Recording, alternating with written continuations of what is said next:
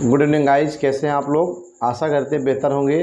तो मैं विपिन सर आप लोगों को एक बार फिर इस चैनल पर आपका स्वागत करता हूं। जैसा कि बच्चों आपको पता होगा कि हम बायोलॉजी सब्जेक्ट में दूसरा चैप्टर दूसरा चैप्टर लगभग ख़त्म की ओर बढ़ रहे हैं, ठीक है, जिसका नाम है पुष्पीय पौधों में लैंगिक जनन अर्थात sexual reproduction in flowering plant. ठीक है, ये हमारा चैप्टर चल रहा था और इसी में हम परागण की चर्चा कर रहे थे, पॉलिनेशन। पिछले वीडियो में आपने देखा होगा कि पॉलिनेशन क्या होता है अर्थात परागण क्या होता है।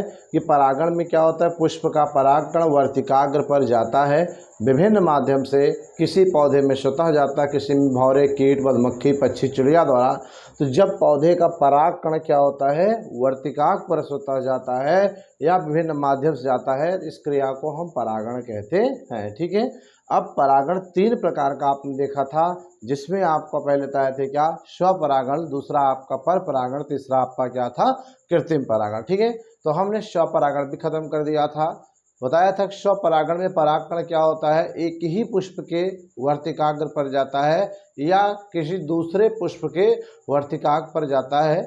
इसमें स्वपरागण में परागण के लिए केवल एक ही पौधे काम आते हैं, जबकि पर परागण में परागण के लिए दो पौधे काम आते हैं। क्योंकि पर परागण में क्या होता था, परागकण एक पुष्प का निकलकर दूसरे पौधे के, उसी जात के दूसरे पौधे के वर्तिकाग्र पर जाता था। ठीक है, तो ये पर परागण था। अब पर परागण में भी आपको तीन बताए थे, क्योंकि पर परागण जंतु द्वारा होता है, वायु द्वारा होता है और जल द्वारा। तो जल द्वारा परागण हमने आपको बता दिया, वायु द्वारा परागण बता दिया और वायु द्वारा होने वाले परागण वाले पुष्पों की विशेषता भी बता दिया। और उसके बाद आज हम जो चर्चा करने जा रहे हैं, डिस्कशन पर परागण का लास्ट और तीसरा पार्ट, जिसे हम जंतु परागण कहते हैं। क्या कहते हैं, जंतु परागण अर्थात एनिमल परागण कहते हैं। ठीक है, तो सबसे ज़्यादा क्वेश्चंस परागण के प्रकार में स्वपरागण, पर परागण और कृत्रिम परागण में, पर परागण से और पर परागण में भी सबसे ज़्यादा कहाँ से, वायु से, जल से नहीं बल्कि जंतु परागण द्वारा क्वेश्चन क्या होता है, पुटअप किया जाता है। ठीक है, क्योंकि इसी में आप देखेंगे कि तितली द्वारा, भौरे द्वारा, मधुमक्खी द्वारा, शलभ द्वारा, चमगादड़ द्वारा, गिलहरी द्वारा, इन सब एनिमल्स के द्वारा क्या होता है, पॉलिनेशन होता है। ठीक है, तो चलिए फटाफट इस लिंक को आप अपने ग्रुप में शेयर करिए और वीडियो को एक लाइक कीजिए। ठीक है, सभी लोग फटाफट जुड़ जाएं। आइए देखते हैं जंतु परागण किसे कहते हैं। ठीक है, जैसा कि हमने पहले बताया था, रटने की कोई ज़रूरत नहीं है। जैसे वायु परागण में क्या था कि वायु द्वारा होने वाले परागण को वायु परागण कहते हैं, इसी प्रकार जंतु द्वारा होने वाले परागण को जंतु परागण कहते हैं। अर्थात जब परागकण को वर्तिकाग्र पर, ठीक है, विभिन्न जंतुओं द्वारा अर्थात कीटों द्वारा, पक्षी द्वारा, मधुमक्खी द्वारा पहुंचाया जाए तो उसे हम क्या कहते हैं, जंतु परागण कहते हैं। आइए देखते हैं इसे कैसे लिखा जाएगा। ठीक है, जब किसी पुष्प का परागकण, ठीक, जब किसी पुष्प का परागकण, ठीक है, विभिन्न जंतुओं द्वारा,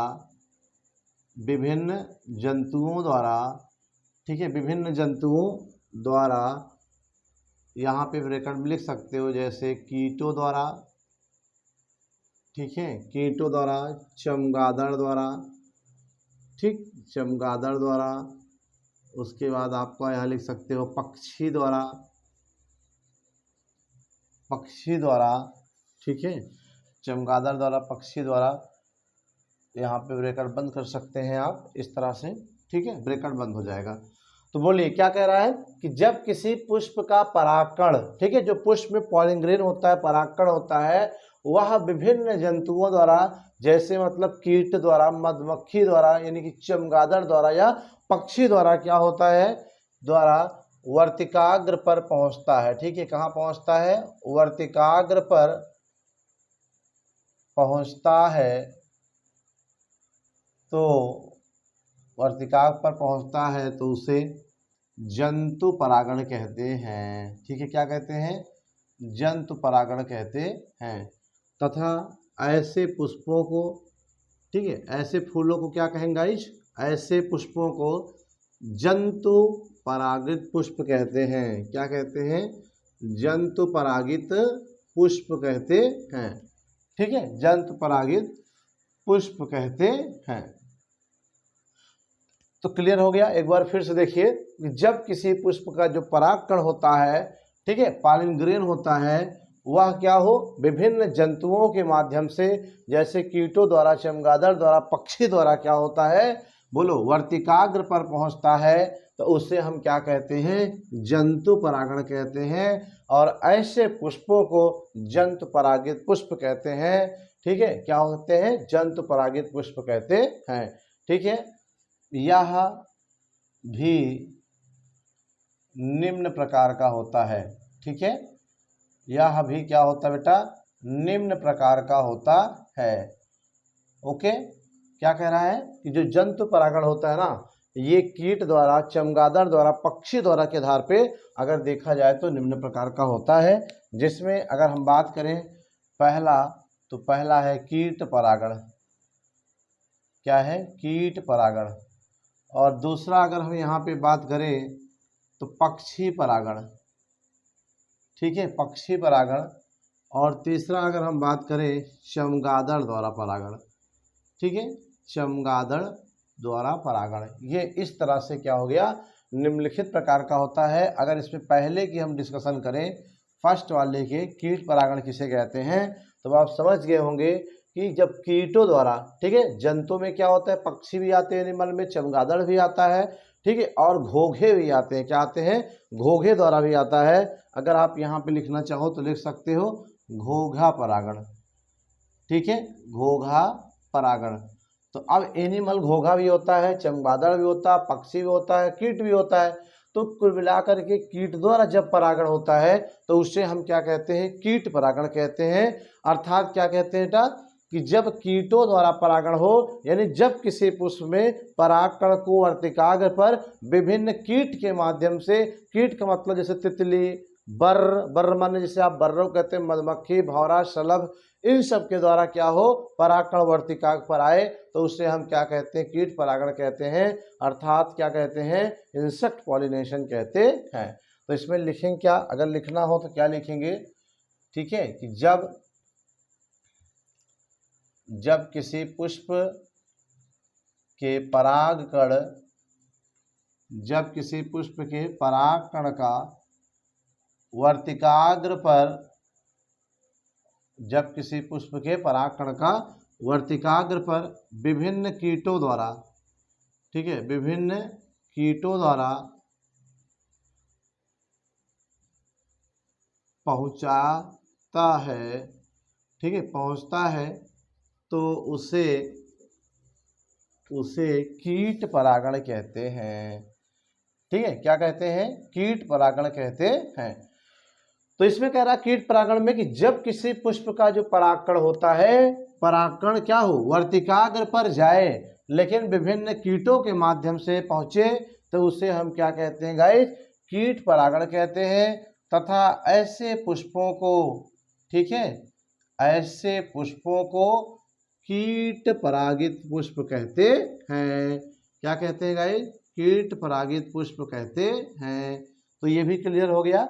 बोलो क्या है कीट परागण में, कि जब किसी पुष्प के परागकण को वर्तिकाग्र पर विभिन्न कीटों के माध्यम से पहुंचाया जाए या पहुंचता है, तो उससे हम क्या कहते हैं, कीट परागण कहते हैं। और जिन पुष्पों में कीट द्वारा परागण होता है उसे हम कीट परागित पुष्प कहते हैं। ठीक है, अगर हम जैसे की बात करें, ठीक, जैसे में नंबर 1 की बात करें, अगर यहाँ हम जैसे मधुमक्खी द्वारा, यहाँ से एक नंबर का क्वेश्चन आपसे पूछा जाएगा। ठीक है, मधुमक्खी द्वारा, अभी हम बताते हैं आपको, पहले सीरियल से लिख लिया जाता है, मधुमक्खी द्वारा, फिर आपका शलभ द्वारा, ठीक है, क्या है, शलभ द्वारा, फिर आपका तितली द्वारा, तितली तो सभी लोग जानते होंगे ना, तितली द्वारा, फिर आपका क्या है चौथा, बर्र द्वारा। क्या होता है, बर्र द्वारा। बर्र माने जिसे आप लोग बर्र कहते हैं ना, वही आपका क्या होता है, बर्र होता है। क्या होता है गाइस, बर्र होता है। फिर आता है मक्खी द्वारा। ठीक है, क्या आता है, मक्खी, जो घरेलू मक्खी होती है, ठीक है, इनके द्वारा भी पौधों में परागण होता है। तो आइए देखते हैं कि मधुमक्खी द्वारा किसमें होता है। ठीक है, मधुमक्खी में जैसे बेटा बनफसा, लार्कस्पर, ठीक है, आर्किड, आर्किड। तो ये क्या है, मधुमक्खी द्वारा किस में होता है बेटा, बनफसा में होता है, लार्कस्पर में होता है, आर्किड में होता है, ठीक है, और बोगनविलिया में होता है, ठीक है, बोगनविलिया प्लांट है, बोगनविलिया में होता है, और क्या होता है, अतीश में होता है आदि। तो ये आपका हो गया मधुमक्खी द्वारा। यहाँ पे जो सबसे ज़्यादा क्वेश्चन पूछा जाएगा आपसे मधुमक्खी के लिए, जैसे कीटों में अगर पूछा गया 1 नंबर का, पूछेगा मधुमक्खी द्वारा परागण किसमें होता है, इन्हीं में से कोई एक विकल्प दे देगा। समझिए कि नहीं, सबसे ज़्यादा आपसे आर्किड पूछा जाएगा कि आर्किड पौधे में परागण किसके द्वारा होता है, ठीक है, अर्थात जो बनफसा है, लार्कस्पर है, आर्किड होता है, और बोगनविलिया और अतीश नामक पौधे होते हैं। इन सारे पौधों में क्या होता है, परागकण वर्तिकाग्र पर कौन ले जाता है, एक कीट ले जाता है जिसका नाम क्या है, मधुमक्खी, ठीक है, अर्थात मधुमक्खी द्वारा ही ऐसे पौधों में क्या होता है, परागण क्रिया संपन्न होते हैं, ठीक है। तो ये मधुमक्खी वाला हो गया। अब बात करते हैं दूसरा आपका है शलभ द्वारा। तो शलभ में तंबाकू, जैसे तंबाकू सभी लोग जानते होंगे, तंबाकू, धतूरा और एक्का आदि पौधे में, ठीक है। तो तंबाकू सभी लोग जान रहे हैं, जो खाया जाता है तंबाकू उसी को हम क्या कहते हैं, तंबाकू, जिसको टोबैको निकोटियाना कहते हैं साइंटिफिक लैंग्वेज में। तो जो तंबाकू का पौधा होता है, गाय धतूरा का पौधा होता है, और यक्का जो होता है, इन पौधों में जब परागण होता है तो वो शलभ के माध्यम से होता है, ठीक है, शलभ के माध्यम से होता है। और अगर हम इसी में बात करें तितली की, तितली परागण किसमें होता है, बर परागण किसमें होता है, तो यहाँ से भी 1 नंबर क्वेश्चन आपसे पूछा जा सकता है, ठीक है। तितली में जैसे लिली, लिली माने आप सभी जान रहे हैं कुमुदनी, कुमुदनी, और क्या होता है, डायंथस, क्या होता है गाइस, डायंथस पौधे में, ठीक है। तो ये आपका हो गया तितली द्वारा कहाँ, लिली में और कुमुदनी जिसे कहते हैं, या डायंथस पौधे में। अब बात आती है बर्र की, कि बर्र द्वारा किस में होता है, ये भी क्वेश्चन पूछा गया है सबसे ज़्यादा अंजीर पौधे में, किसमें, अंजीर पौधे में, ये भी कई बार पूछा गया है। तो आप इसको इम्पोर्टेंट कर लीजिए, ठीक है, ये क्या है, इम्पोर्टेंट है। यहाँ से पूछा गया है कि अंजीर पौधे में परागण कैसे होता है, या अंजीर पौधे में परागण किसके माध्यम से होता है, 1 नंबर क्वेश्चन पूछा जाएगा। तो बर्र, जिसे आप बर्रे कहते हैं, इसी द्वारा क्या होता है, अंजीर नामक पौधों में क्या होता है, पॉलिनेशन क्रिया संपन्न होती है। अब बात आती है मक्खी के द्वारा। तो अब आप जानते हो कि मक्खी क्या होती है, जहाँ गंदगी होती है वहीं बैठती है। तो संसार का जो सबसे बड़ा पुष्प होता है ना, रेफ्लेसिया जिसे कहते हैं, जो काफ़ी बड़ा होता है और इसे खिलने में कई महीनों लग जाते हैं, और ऐसे पुष्पों में इतनी ज़्यादा दुर्गंध आती है खिलने के बाद, जैसे गुलाब का पौधा इसमें सुगंध आती है, चमेली का पौधा सुगंध आता है, इसी प्रकार संसार का सबसे बड़ा पुष्प जो रेफ्लेसिया है, उसके पुष्पों में क्या होता है, दुर्गंध आती है। तो दुर्गंध जहाँ तो वहाँ मक्खी बैठेगी, अर्थात ऐसे पौधों में मक्खियाँ जा करके क्या होती हैं, परागण क्रिया संपन्न करती हैं। तो यानी इसका सबसे एग्जाम्पल जो हो जाएगा, क्या हो जाएगा, रेफ्लेसिया हो जाएगा। रेफ्लेसिया यहाँ पे लिखेंगे, रेफ्लेसिया, ठीक है, रेफ्लेसिया एरम स्कोलियोपस, स्कोलियोपस, ठीक है, पौधे में। तो ये आपका संपन्न हो गया, ठीक है। कीट परागण में आपका सबसे ज़्यादा जो इम्पोर्टेंट क्वेश्चन आएगा वो आएगा अंजीर पौधे में परागण किसके माध्यम से होता है, बर्र के माध्यम से होता है। या तो पूछ लेगा आपसे ये वाला कि आर्किड पौधे में परागण कैसे होता है, मधुमक्खी द्वारा, ठीक है। तो आइए एक बार फिर से देख लिया जाए कि कीट परागण किसे कहते हैं, जब किसी पुष्प के परागकण को वर्तिकाग्र पर विभिन्न कीटों के माध्यम से पहुंचता है या पहुंचाया जाता है तो उसे हम क्या कहते हैं गाइस, कीट परागण कहते हैं, और ऐसे पुष्पों को कीट परागित पुष्प कहते हैं। अब कीटों में जैसे मधुमक्खी, शलभ, तितली, बर्र, मधुमक्खी, ये सारे कीट ही हैं। ये अलग अलग पौधों में क्या करते हैं, परागण क्रिया संपन्न करते हैं। जैसे मधुमक्खी द्वारा बनफसा में, लार्कस्पर में, आर्किड में, बोगनविलिया और अतीश नामक पौधे में। इसमें सबसे ज़्यादा ट्रेंड करेगा जो क्वेश्चन 1 नंबर का अगर पूछेगा तो आर्किड पौधे में परागण कैसे होता है, मधुमक्खी द्वारा होता है, ठीक है। शलभ, तंबाकू, धतूरा, यक्का पौधे में शलभ द्वारा होता है, और तितली द्वारा जो होता है लिली अर्थात कुमुदनी और डायंथस पौधे में होता है, ठीक है। इसी प्रकार बर्र द्वारा बात करें तो अंजीर नामक पौधों में, ये भी सबसे ज़्यादा इंपॉर्टेंट है, ट्रेंड करता है एग्जाम में 1 नंबर का, इसलिए याद रखिए बर्र द्वारा अंजीर पौधे में होता है। और मधुमक्खी द्वारा की बात, मक्खी जो है रेफ्लेसिया संसार का सबसे बड़ा पुष्प है। इस पुष्प में क्या होता है, मक्खी द्वारा परागण होता है, वह एरम, यहाँ पे एरस हो गया है, ठीक है, एरम पौधे में और स्कोलियोपस पौधे में। ठीक है, तो ये आपका हो गया एक प्रकार से क्या, जंतु परागण और जंतुओं में कीट परागण। अब बात करते हैं दूसरा पक्षी परागण, चमगादड़ वाला और घोघा वाला। कि किन पौधों में पक्षी परागण होता है, किसमें चमगादड़ होता है और किसमें घोघे द्वारा परागण होता है। ठीक है, तो सभी इसका एक स्क्रीनशॉट लें, फिर चलते हैं पक्षी परागण के बारे में हम चर्चा करेंगे। तो चलिए गाइस, नोट कर लिया होगा। अब हम नेक्स्ट टॉपिक की ओर चलते हैं, पक्षी परागण किसे कहते हैं। ठीक है, अभी आपने जंतु परागण में कीट परागण देखा और उसके बाद जंतु, कीट जो होते हैं जंतु में आते हैं, पक्षी भी जंतु में आता है। ठीक है, और चमगादड़ और घोघा भी एनिमल्स में ही आता है। ठीक है, तो इसमें कह रहा है कि पक्षी परागण किसे कहते हैं और किन किन पौधों में पक्षी परागण होता है। तो जब किसी पुष्प का परागकण, ठीक है, जो परागकण होता है पुष्प का, वो क्या हो, वर्तिकाग्र पर जाए, लेकिन किसके माध्यम से, पक्षी के माध्यम से जाता है। अर्थात जब किसी पुष्प में परागकण को पक्षी के माध्यम से वर्तिकाग्र पर पहुंचाया जाता है तो उसे हम क्या कहते हैं गाइस, पक्षी परागण कहते हैं। क्या कहते हैं, पक्षी परागण कहते हैं। और ऐसे पुष्पों को पक्षी परागित पुष्प कहते हैं। ठीक है, यानी जब किसी पुष्प में परागकण को वर्तिकाग्र पर पहुंचाए कौन, पक्षी के माध्यम से जाता है, तो उससे हम क्या कहते हैं, पक्षी परागण कहते हैं।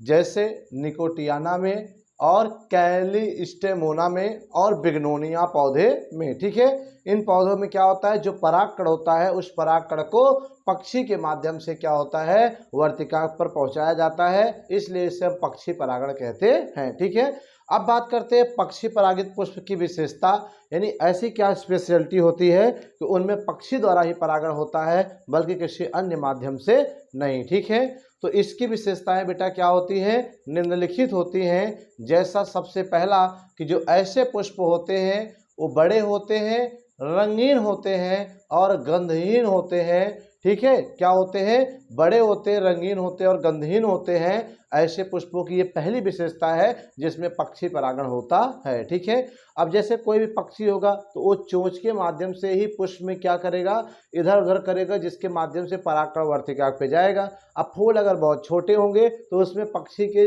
परागण की संभावना कम से कम होती है। इसलिए जो बड़े पुष्प होते हैं और कलर्ड होते हैं, गंधहीन होते हैं, ऐसे पुष्पों में क्या होता है, पक्षी परागण होने की संभावना ज़्यादा से ज़्यादा रहती है। और दूसरा कि जो ऐसे पुष्प होते हैं ना, उनमें मकरंद भी स्रावित होता है। ठीक है, अर्थात क्या होता है कि ऐसे पुष्प अपने अंदर से मकरंद को भी स्रावित करते हैं। और ये पुष्प क्या होते हैं बेटा, चमकदार होते हैं। और दूसरा क्या होता है, अट्रैक्टिव होते हैं। समझ गए, तो लास्ट क्या है बेटा इसकी विशेषता में कि ये जो होते हैं पुष्प चमकदार होते हैं और आकर्षक होते हैं। यानी जो पुष्प बड़े होते हैं, रंगीन होते हैं, मकरंद युक्त होते हैं, चमकदार होते हैं, आकर्षक होते हैं, ठीक है, ऐसे पुष्पों में पक्षी परागण होने की संभावना ज़्यादा से ज़्यादा रहती है। यही ऐसे पुष्प की विशेषता होती है। ठीक है, तो इस तरह से पक्षी परागण भी आपका क्या हो गया गाइस, कंप्लीट हो गया। अब हम बात करते हैं स्नेल द्वारा जो होता है, अर्थात घोघे द्वारा भी परागण होता है। क्या कहते हैं, घोघे द्वारा भी परागण होता है। तो इसमें क्या होता है कि परागकण को घोघा के माध्यम से वर्तिकाग्र पर पहुंचाया जाता है। जब पुष्प के परागण को, ठीक है, जब पुष्प के परागण नहीं, सॉरी, यहाँ पे परागकण होगा, परागकण। ठीक है, जब पुष्प के परागकण को क्या किया जाता है, उसके वर्तिकाग्र पर घोंघे के माध्यम से पहुंचाया जाता है, तो उसे हम क्या कहते हैं, घोघा परागण कहते हैं, या घोघे द्वारा होने वाला क्या कहते हैं, परागण कहते हैं गाइस। ठीक है, तो कंफर्म हो गया घोघे द्वारा परागण किसे कहते हैं कि जब पुष्प के परागकण को वर्तिकाग्र पर क्या हो जाए, घोंघे के माध्यम से पहुंचाया जाता है, तो उसे हम घोघा द्वारा होने वाला परागण कहते हैं। जैसे अगर हम बात करें सर्प वृक्ष में, ठीक है, और आर्किड में, आर्किड पौधा होता है, सर्पवृक्ष पौधा होता है, और जमी कंद पौधे में क्या होता है, इसमें घोघे द्वारा परागण देखा जाता है। ठीक है, तो ये इससे एग्जाम्पल्स हो गए। अब हम बात करते हैं चौथे की बेटा कि चमगादड़ द्वारा होने वाला परागण, ये भी वेरी मोस्ट इंपॉर्टेंट है, पूछा जाता है कि चमगादड़ द्वारा किन पौधे में होता है। सबसे बड़ी बात कि चमगादड़ जो होता है ये उड़ता है, पक्षी में आता है, लेकिन ये स्तनधारी होता है। ठीक है, क्या होता है, स्तन, सभी प्राणी, सभी पक्षी ओवज होते हैं, अंडेधारी वाले, लेकिन ये चमगादड़ स्तनधारी प्राणी होता है। तो ये चमगादड़ भी क्या होता है, कुछ पौधों में परागण करने का कार्य करता है। अब हम आपसे पूछेंगे किस तरह के पौधों में हो सकता है, तो अब आप सोचिए चमगादड़ दिन में नहीं उड़ते हैं, ज़्यादातर रात्रि में उड़ते हैं। तो रात्रि में जिन पुष्पों में क्या होता है, जिन पुष्प में परागण रात में संपन्न होता है, ऐसे पुष्पों को ठीक है क्या कह सकते हो कि चमगादड़ द्वारा परागण किया जाता है। जैसे कि जब हम क्या करते हैं, जब परागण क्रिया ठीक है, जब परागण क्रिया चमगादड़ द्वारा संपन्न होती है, यानी जब पुष्प के परागकण को वर्तिकाग्र पर चमगादड़ के माध्यम से पहुंचाया जाता है, तो उसे हम क्या कहते हैं, चमगादड़ द्वारा होने वाला परागण कहते हैं। जैसे इपैरुआ में ठीक है, इपैरुआ प्लांट में, कदम्ब में और कचनार में ठीक है। और एक इम्पॉर्टेंट चीज़ है कि जिन पुष्प ठीक है, जिन पौधों में पुष्प क्या होते हैं, रात्रि के समय महकते हैं ठीक है, अच्छा उससे क्या कहते हैं हम, बोलो। ऐसे पौधों में परागण कहाँ होता है, चमगादड़ द्वारा होता है ठीक है। क्योंकि जब ये पुष्प रात को बहुत महकते हैं तो उनकी महक को सूंघ करके चमगादड़ उन पौधों के वृक्षों पर, पुष्पों पर जाते हैं और जिससे उस पुष्प में परागण की क्रिया संपन्न होती है। तो इसे हम क्या कहते हैं गाइस, चमगादड़ द्वारा होने वाला परागण कहते हैं ठीक है। तो इस तरह से आपका पक्षी परागण हो गया, घोंघे द्वारा हो गया, चमगादड़ परागण हो गया ठीक है। तो जंतु परागण में मैंने आपको 4 बताया, एक बार फिर से देखते हैं कि जंतु परागण किसे कहते हैं। जब परागण की क्रिया या जब किसी पुष्प का परागण वर्तिकाग्र पर विभिन्न जंतुओं के माध्यम से पहुंचे तो उसे जंतु परागण कहते हैं और ऐसे पुष्प को जंतु परागित पुष्प कहते हैं। जैसे पक्षी द्वारा, घोंघे द्वारा, चमगादड़ द्वारा और कीट द्वारा, कीटों में अभी हमने बताया मधुमक्खी द्वारा, तितली द्वारा, बर्र द्वारा, ये सब ज़्यादा इंपॉर्टेंस होते हैं ठीक है। तो 1 नंबर के क्वेश्चंस यहाँ से आ सकते हैं, इसलिए अब इसका भी एक स्क्रीनशॉट लीजिए। फिर चलते हैं, पर परागण हमारा खत्म हो गया। अब पर परागण के लाभ और हानि के बारे में हम पढ़ेंगे। ये भी क्वेश्चन पूछा जाता है कि पर परागण किसे कहते हैं, इसके लाभ व हानि को बताइए। तो आइए देखते हैं पर परागण के लाभ और हानि क्या क्या होते हैं, लेकिन उसके पहले एक स्क्रीनशॉट इसका ले लीजिए आप लोग। तो चलिए नोट कर लिया होगा। अब हम बता रहे हैं पर परागण के लाभ क्या होते हैं ठीक है, एडवांटेज क्या होते हैं। अर्थात ये भी क्वेश्चंस आते हैं, इसलिए आपको ये भी जानना चाहिए कि पर परागण होने से क्या लाभ होता है ठीक है। तो सबसे पहली चीज़ अगर हम यहाँ पे देखें ठीक है, तो इसके निम्नलिखित लाभ होते हैं। एक लाइन आपको परीक्षा में लिखना पड़ेगा कि इसके जो है क्या होते हैं, निम्नलिखित लाभ होते हैं ठीक है, निम्नलिखित लाभ होते हैं। जैसा पहले बात करें कि पर परागण से ठीक है, पर परागण से जो बने फल स्वादिष्ट, स्वादिष्ट, भारी व संख्या में अधिक होते हैं। संख्या में क्या होते हैं गाइज, अधिक होते हैं ठीक है। तो बोलिए, जब पर परागण होता है अर्थात जब एक पुष्प का परागण किसी दूसरे पुष्प के वर्तिकाग्र पर जाता है, अर्थात जब पर परागण होता है तो उससे जब फल बनता है ना, तो क्या होता है, स्वादिष्ट होता है, बहुत टेस्टी होता है और वजनदार होता है, बड़ा होता है, भारी होता है और संख्या में फलों का निर्माण ज़्यादा से ज़्यादा होता है ठीक है। ये पहला है। अगर दूसरे की बात करें तो दूसरे में लिखेंगे कि पर परागण से ठीक है, पर परागण से बने बीज, बीज जो होते हैं वो क्या होते हैं, स्वस्थ, संख्या में अधिक व भारी होते हैं ठीक है। ये भी इसका एडवांटेज है कि पर परागण जब होता है तो उससे जो फलों में बीज बनते हैं ना, वो काफ़ी हेल्दी होते हैं और संख्या में अधिक होते हैं और ये भारी भी होते हैं ठीक है। ये भी इसका एडवांटेज है। और तीसरे की बात करें हम अगर, तो पर परागण ठीक है, पर परागण से बने पौधे, पर परागण से बने बीज वाले जो पौधे होते हैं ठीक है, बीज वाले पौधे भी स्वस्थ ठीक है, रोग प्रतिरोधी, स्वस्थ, रोग प्रतिरोधी व अधिक से अधिक होते हैं। अधिक से क्या होते हैं, अधिक होते हैं ठीक है। ये आपका कंप्लीट हो गया। तो बोलो पहला क्या है कि पर परागण से जब फल बनता है स्वादिष्ट होता है, भारी होता है, संख्या में अधिक बनते हैं। और दूसरा क्या है, पर परागण से जो बीज बनते हैं वो भी स्वस्थ होते हैं, हेल्दी होते हैं, संख्या में ज़्यादा होते हैं और भारी होते हैं, वजनदार होते हैं। और तीसरा है पर परागण से बने बीज वाले जो पौधे होते हैं ना वो प्लांट स्वस्थ होते हैं, रोग प्रतिरोधी होते हैं, अर्थात रोगों से लड़ने की क्षमता उनमें ज़्यादा से ज़्यादा होती है और ऐसे पौधों की संख्या ज़्यादा से ज़्यादा होती है। ठीक है, तो ये आपका हो गया। और चौथे की बात करें तो यहाँ पे है कि पर परागण से जो पौधे होते हैं ना, पौधों की नई जातियों, ठीक है, नई जातियों का विकास होता है। नई जातियों का क्या होता है, विकास होता है। तो ये भी आपका कंप्लीट हो गया गाइस कि जो पर परागण होता है, जब किसी पौधे में पर परागण होगा तो उस पौधों से जो बीज बनेगा, ठीक है, उस पौधों में फूलों में जब फल के द्वारा बीज बनेगा ना, उस बीज को जब जर्मिनेट कराएंगे तो उससे जो पौधा होगा वो नई नई जातियों का हो सकता है, अर्थात पर परागण द्वारा नई जातियों का विकास संभव होता है। ठीक है, और पांचवा अंतिम कि पर परागण से जो पौधे बनते हैं ना, पर परागण से उत्पन्न पौधे, ठीक है, पर परागण से उत्पन्न पौधे जो होते हैं ये अपने जीवन संघर्ष में, ठीक है, जीवन संघर्ष में अधिक सफल होते हैं। क्या होते हैं, अधिक सफल होते हैं।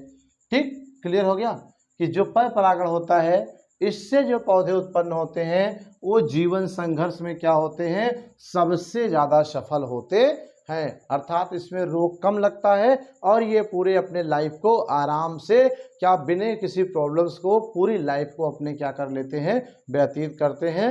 ये इसका क्या है, लाभ होता है। ठीक है, तो बस लाभ है, आपको यही इतना पढ़ना था।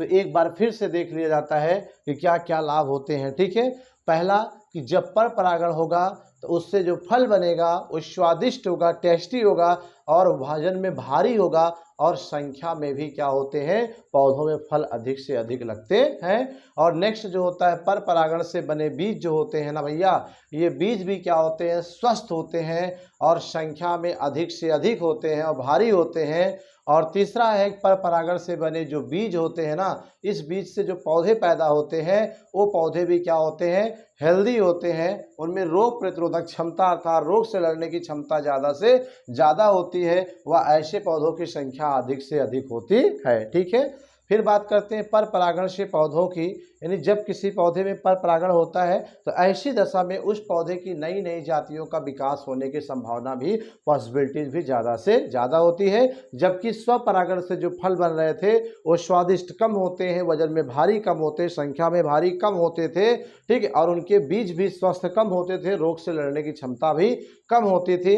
और स्वपरागण से नई जातियों का विकास होने की संभावना नहीं थी, लेकिन पर परागण से नई जातियों का विकास होने की संभावना ज़्यादा से ज़्यादा होता है। ठीक है, अब आता है पर परागण से उत्पन्न पौधे जो होते हैं ना भैया, ये अपने लाइफ साइकिल को अर्थात जीवन एक्सपेंड करने को, अर्थात क्या होते हैं, जीवन संघर्ष में ज़्यादा से ज़्यादा सफल होते हैं, अर्थात अपनी ज़िंदगी में बिना रोग के, बिना किसी व्यवधान के अपनी लाइफ साइकिल को पूरा करते हैं। ठीक है, तो ये आपका क्या रहा, पर परागण से लाभ। अब बात करते हैं, क्योंकि जहाँ पे लाभ होता है वहाँ पे हानि भी होती है, अगर एडवांटेज है तो डिसएडवांटेज भी होगा कुछ। तो आइए देखते हैं पर परागण के क्या हानियाँ होती है। ठीक है, तो इसे नोट करिए आप लोग। अब देखते हैं पर परागण से हानि।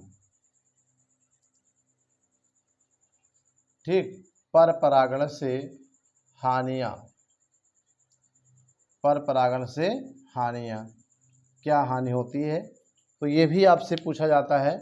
तो कुछ तो हानि होगी, तो लिखेंगे इसके निम्नलिखित, ठीक है, इसके निम्नलिखित हानियाँ हैं। क्या है, निम्नलिखित हानियाँ हैं। नंबर 1 की अगर हम बात करें पहले की, ये क्या हानियाँ हैं, तो सबसे पहली चीज ध्यान दीजिए, कह रहा है पर परागण से हानियाँ। पर परागण, अब ध्यान दीजिएगा, यानी कि पुष्प में परागकण जो होता है वो क्या होता है, वर्तिकाग्र पर तो जाएगा लेकिन कह रहा है पर परागण, यानी परागण होगा, परागण वर्तिकाक पे जाएगा, लेकिन पर यानी किसी दूसरे के माध्यम से। आपने देखा था परागण में क्या होता है, साधन की जरूरत पड़ती है, अर्थात जल, वायु, कीट, भौरे, मधुमक्खी, तितली, इन सब के द्वारा क्या होता है, पौधों में पर परागण होता है। तो सपोज करिए किसी पौधे में अगर कीट द्वारा परागण हो रहा है, अगर वो कीट उस पौधे पे ना जाए तो उसमें परागण होगा, कतई नहीं होगा। तो वो पुष्प क्या होगा, बिना परागण के ही रह जाएगा, जिससे उसमें सीड नहीं बनेंगे और उसमें आने वाले जो उसकी जनरेशन है वो नहीं बनेगी। ठीक है, सपोज करिए अगर आप खाना खा रहे हैं अपने हाथ से, तो भोजन आप अपने हाथ से जब खाएंगे तो टाइम के अकॉर्डिंग खा लेंगे, जब भी भूख लगेगी। पता चला आपके हाथ में प्रॉब्लम से आपको कोई और खिला रहा है, तो ऐसी स्थिति में क्या होगा, जब तक वो व्यक्ति आएगा नहीं, खिलाएगा नहीं, तब तक आपका पेट नहीं भरेगा। अगर सपोज करिए वो व्यक्ति टाइम से नहीं आया या आया ही नहीं, आज आप भूखे रह जाएंगे, तो आपका लॉस हुआ, आपका नुकसान हुआ कि नहीं। ऐसे ही ये पर परागण में क्या होते हैं, पुष्पों को दूसरे माध्यम पर डिपेंड रहना पड़ता है। जैसे मक्का में हवा द्वारा परागण होता है, पता चला जब मक्का में फूल लगा, हवा नहीं चली, विंड नहीं चला, तो परागण क्या होते हैं, वर्तिकाक पर नहीं पहुंच पाएंगे, उनमें परागण नहीं होगा। या कीट द्वारा जब परागण होता है, पता चला वो कीट उस पुष्प पर नहीं गया, तो उसमें भी परागण नहीं होगा, अर्थात वो पुष्प बिना परागण के रह गया। अर्थात ये इसका नुकसान है कि ये किसी दूसरे पर निर्भर रहना पड़ता है, जबकि स्वपरागण में किसी पर निर्भरता नहीं हो, तो समय से परागण हो जाता है, क्योंकि उसमें स्वतः ही परागण वर्तिकाक पे पहुंचता था। ठीक है, तो ये इसका नुकसान है। तो पहला है कि इसमें, ठीक है, इसमें बाह्य साधन, इसमें बाह्य साधन पर निर्भर रहना पड़ता है। इनमें पुष्पों को क्या होता है, बाह्य साधन पर निर्भर रहना पड़ता है। ठीक है, बाह्य साधन का मतलब क्या होता है भाई, बाह्य साधन मतलब जैसे कीट पर, ठीक है ना, हवा से, ठीक है, जल आदि पर। तो ये सब डिपेंड करता है कि कीट, हवा, जल, अगर ये सब ही क्या है, पर परागण क्रिया को संपन्न कराते हैं, तो अगर ये कीट, हवा, जल ना रहे तो उन पौधों में परागण नहीं होगा। ये इसका क्या है, नुकसान होता है। ठीक है, और दूसरा है इनमें कि इन्हें ज़्यादा से ज़्यादा परागकण बनाना पड़ता है। ठीक है, बनाना पड़ता है या उत्पन्न करना पड़ता है।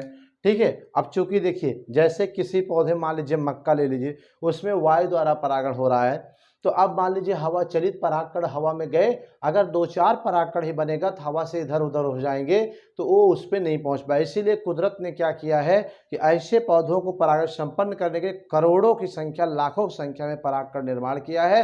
अर्थात ऐसे पौधों को जिनमें पर परागण होता है, उनको ज़्यादा से ज़्यादा परागकण बनाने की आवश्यकता होती है, जिससे ज़्यादा से ज़्यादा ऊर्जा नष्ट होती है। ठीक है, ये आपका हो गया। अब हम बात करें तीसरा, ये दूसरा हो गया। तीसरा, तो इनमें परागकण अधिक संख्या में, ठीक है, अधिक संख्या में नष्ट हो जाते हैं, नष्ट हो जाते हैं। ये भी इसका डिसएडवांटेज है। मैंने अभी कहा कि वायु परागण में क्या होता है कि जब विंड चलती है परागकण को लेकर, तो हवाएं इधर उधर हो जाती हैं, जिससे वर्तिकाक पे परागकण क्या होता है, उतना नहीं पहुंच पाता है। तो इसमें क्या होता है कि परागण में परागकण की केवल एक परागकण की आवश्यकता होती है, लेकिन उसमें एक पुष्प में हजारों लाखों की संख्या में परागकण बनते हैं, काम एक ही आता है, बाकी सब डिस्ट्रॉयड हो जाते हैं, अर्थात नष्ट हो जाते हैं। ठीक है, तो ये इसकी क्या हो गई, हानियां हो गई। ठीक है, तो चलिए एक और लास्ट देख लीजिए कि इनमें परागण क्रिया संपन्न करने के लिए दूसरे पुष्प पर निर्भर रहना पड़ता है, क्योंकि हमने आपको बताया था कि पर परागण क्रिया में एक पुष्प का परागकण जो होता है वो निकल करके दूसरे पौधे के पुष्प के वर्तिकाक पर जाता है। ठीक है, अर्थात यहाँ पे परागण के लिए 2 पौधे और 2 पुष्प काम आते हैं, अर्थात एक पुष्प को परागण के लिए, ठीक है, पड़ोसी वाले पुष्पों के परागकण के वेटिंग लगी रहती है, अर्थात इंतजार रहता है। तो वही कह रहा है कि इनमें जो परागण होता है ना भैया, वो परागण के लिए एक पुष्प दूसरे पुष्प पर निर्भर रहने पड़ते हैं। ये भी क्या है, इसका नुकसान है। जैसे आप किसी अपने कार्य के लिए किसी दूसरे के ऊपर निर्भर हैं, अगर वो दूसरा ना आपको समय से आए मिले तो आपका काम संपन्न नहीं होगा, तो ये आपका नुकसान है। तो वही है इसमें कि इसमें परागण के लिए दूसरे पुष्प पर निर्भर रहना पड़ता है। ठीक है, तो ये रहा इससे कुछ पर परागण से हानियाँ। तो अब आपका जो है 2 खत्म हो गया। परागण किसे कहते हैं, स्वपरागण, स्वपरागण और पर परागण हमने पढ़ाया। पर परागण में भी क्या पढ़ा आपने, पर परागण में जंतु परागण, कीट परागण, चमगादड़ परागण, और उसके बाद जो है क्या कहते हैं, आज हमने पर परागण के लाभ भी पढ़े और पर परागण के हानि भी पढ़े। ठीक है, तो इस तरह से ये भी क्वेश्चन पुटअप में किए जाते हैं। तो वीडियो को जितना भी परागण से रिलेटेड आपको पढ़ाया गया सबका एक नोट्स तैयार करिए और उसे बार बार रिपीट करिए, बार बार पढ़िए। ठीक है, जिससे कि आपका परागण से कहीं भी क्वेश्चन आए तो जाने ना पाए। ठीक है, तो वीडियो अच्छी लगी हो वीडियो को लाइक करिएगा। Thank you for watching this video guys. मिलते हैं नेक्स्ट टॉपिक के साथ। कल आपको वीडियो बताएं कृत्रिम परागण किसे कहते हैं। ठीक है, तो आप संकरीकरण या कृत्रिम परागण के बारे में कल सीखेंगे। तब तक के लिए thank you for watching this video guys. Thank you, thank you, thank you.